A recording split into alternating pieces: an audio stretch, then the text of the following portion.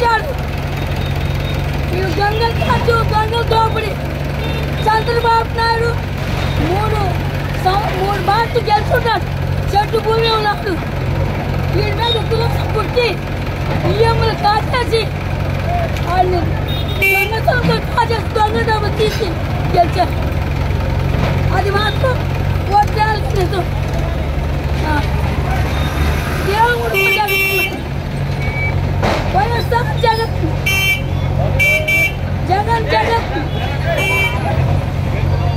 వైఎస్ఆర్ జగన్. మా నాన్నగారు కూడా చనిపోయింది.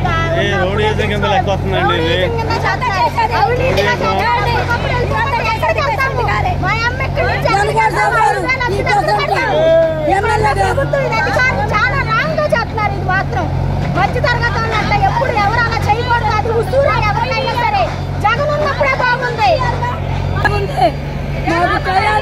చేశాడు, అన్ని చేశాడు. మా జగన్నే గెలిపిస్తున్నాడు సార్. ఎప్పుడుకైనా సరే మా జగనే వస్తాడు. ఇది ఛాలెంజ్. ఇది పెన్నూరు నన్ని మాట.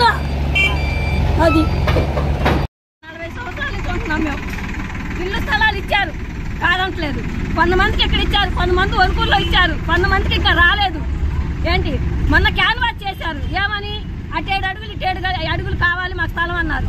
మేము సిద్ధపడ్డాం తీస్తానికి. మళ్ళీ క్యాన్వాస్ చేసి ఇల్లు మొత్తం పీకేయాలన్నారు. ఎంఆర్ఓ గారి దగ్గరికి వెళ్ళాం. ఎంఆర్ఓ గారు బాబు ఇది మా పరిస్థితి, ఇప్పుడు వెళ్ళమంటే పనుల్లో ఏమీ లేవు. ఆ ఇంటి అద్దెలు కట్టుకోవాలంటే మా వల్ల కాదని మేము అన్నాము.